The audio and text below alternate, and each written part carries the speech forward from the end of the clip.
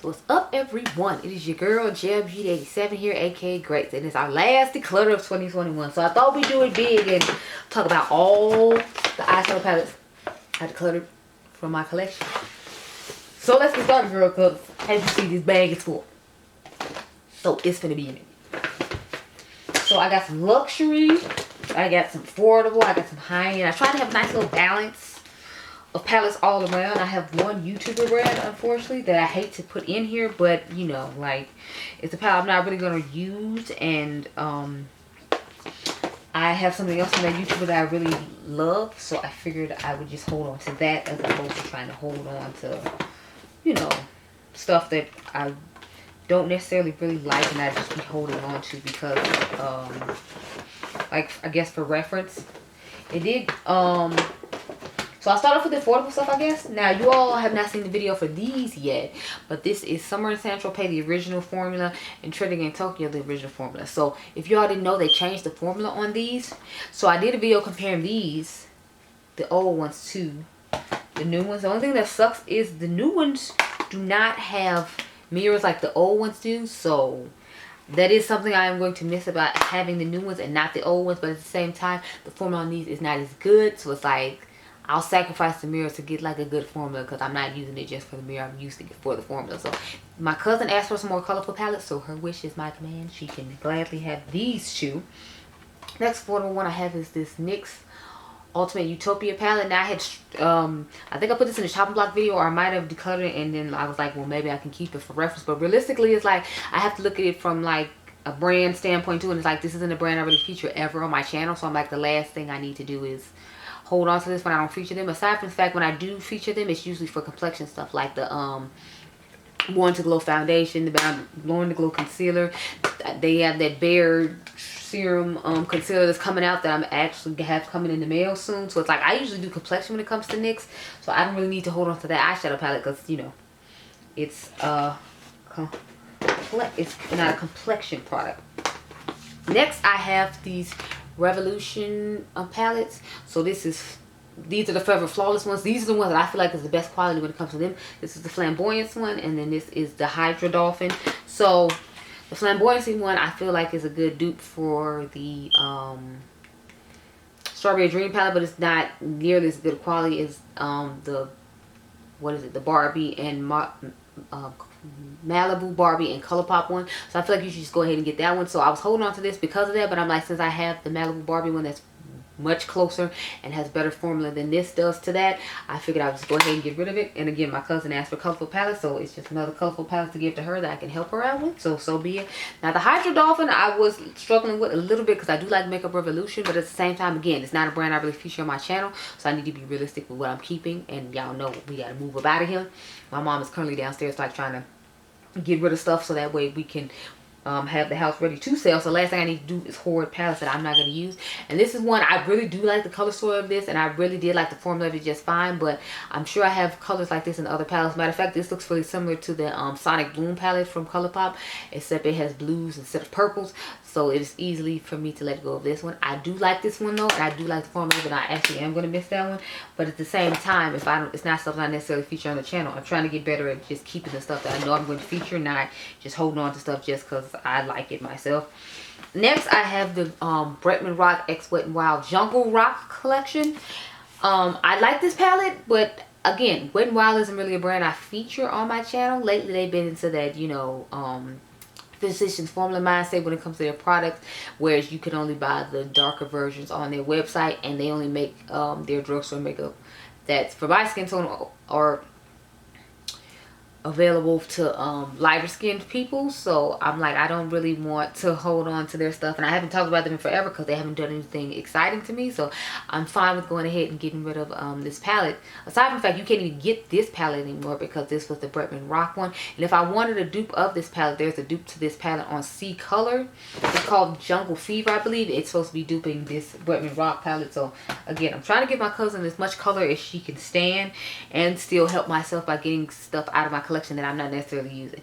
Next, now this one does hurt. This is the Sunset Horizons palette, but I realized when I usually reach for this palette, I'm usually only reaching for the bottom portion. You got to think, I have Book of Magic, and then I have Age of Opulence, and then when it comes to the lighter tones toward the top, I feel like I have similar tones in that Wilderness palette that they just came out with, and I don't feel like the performance of this one is as good as those other palettes I just named, so there's no need of me holding on to it just to have it as reference, because this is a limited edition one, and I don't know if they're even selling it anymore.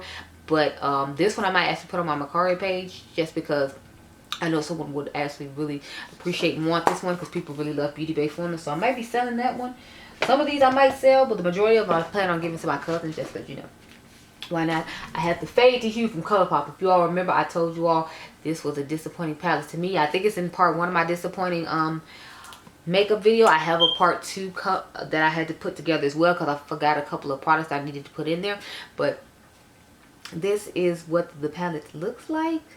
The color story is really nice. It's just the mattes in here don't perform though, but like I had to dig the crap out of this green one just to get any pigmentation to show up and actually stick, because it's like you put it on there and it would just blend away to nothing when you went to go blend it out. So this isn't that good, aside from the fact that it has a whole bunch of pressed glitters, and we keep telling them about these pressed glitters, but they keep putting them in there. So I'm like, I just showed y'all the trend in Utopia is really nice, and then I have like 2 or 3 more high-end or like indie brand palettes that I can use that have these same colors in them. So I'm like, I don't need it, I'm gonna let it go. You might find this on my Mercari page, so you can go look for that. Somebody told me my Mercari link wasn't working though, so I need to check into that and see what we can do to fix that. Now I got the Glam Light Viva Taco palette.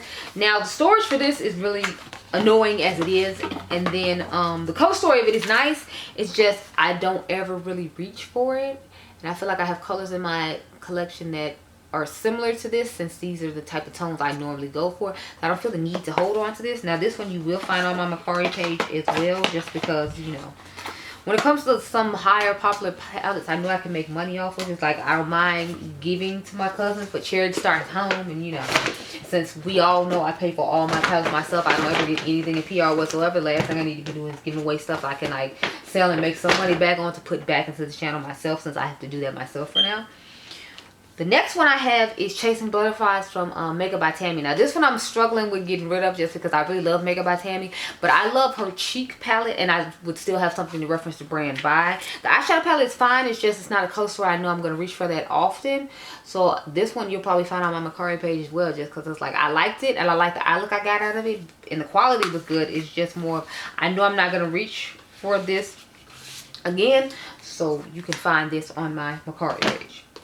Next, I have the Carly Bible ABH collab. I'm finally ready to get rid of this. I kept holding on to it because I really love Carly Bible, but at the same time, it's like I'm never going to use this palette. The shades I like at the top are too light for someone my skin tone, and then the ones at the bottom, this looks like that roll in the Angelica Niqua's Club Nebula palette I just showed you, and I would be more likely to reach for that one than I would for this, because it's like I literally only be able to use this, and it's rare that I use colors like this. So I think I'm just going to go ahead and give this to my cousin. I don't think I'm going to put this online. I might, we'll see. You can go check my Mercari to find out.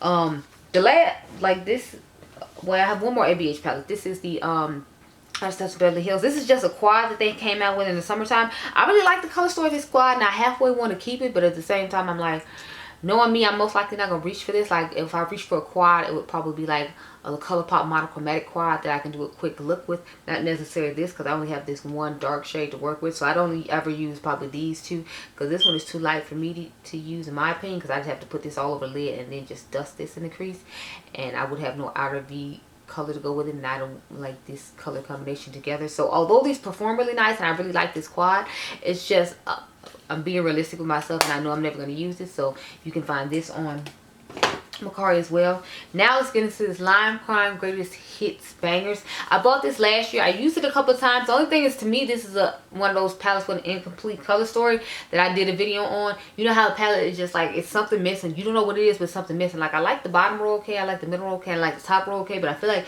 there's just some tones missing in here that would make this a perfect palette to go together and do a nice look with. So that's why I'm like, I don't really see myself using this, and since it was limited edition holiday palette from 2020, it's not like I'd be able to use it on camera with you all either. So it's like I don't really talk about Lime Crime. It is, I got the one Lime Crime palette I really like, which is the Prelude Chroma palette. That color story is a million times better to me because I feel like it's more cohesive than this one is. So I'm gonna just go ahead and put this one on my Mercari as well for somebody who might want to try Lime Crime. It is very gently used. I told you, I think I used it like twice and that was it. Now we're gonna get into the luxury. Now these are luxury palettes that I've held on to for reference, or I've here at my grandmother's house, but it's like realistically I know I'm not going to use them anymore, so I'm finally just ready to like let them go, and I have other things here that I can save as reference, so it's not as big a deal. So I'm gonna start off with this Petite Pro 5 Soleil palette. I was keeping this because I liked the color story, but I feel like I've told you all this before. I know a lot of people say the formula on these is the same as the bigger ones, but in my personal opinion they're not. I feel like the formula on this was subpar compared to other Viseart palettes I have, so I was like, I don't want to keep this. I used to just keep it for reference because it has like some purples in it, and it was a good reference to Viseart, the brand, when I was over here at my grandmother's house, to be able to reference the brand and show like a physical product. But I don't like this, so you can find it on my Bakerie page, coming soon. Next I have this YSL Luxury Haven palette. I believe that's what it's called. I bought this because I saw the late great Mel Thompson in her collection. She said the formula was nice, and it's not that the formula isn't nice, but it's like, you know, I have so many palettes like this. Like, you got to think the Safari Rain palette from Colored Rain has these similar tones in it, and it's going to give more pigmentation and more va-va-voom than this will, because it's, you know, a black owned brand and it's made for people of my skin tone and things. Plus, I feel like these are just light washes of color, and light washes of color are fine, but since this is the darkest shade in here other than this one, and I feel like these are all more of a satiny shimmery type tone, I prefer to have the Safari Rain, or I can use the Wilderness palette, or I can use the Hey Hey Vacay from LA Girl. It's like, so it's a few other palettes I could still use that are going to give this same color story, and since this isn't really doing it for me, I just prefer to get rid of it. So you can find this on my Bakerie page as well. Next, I'm finally ready to let go of the Charlotte Tilbury Icon palette. I heard this was supposed to be limited edition, but I still see it to this day on Sephora and on her website.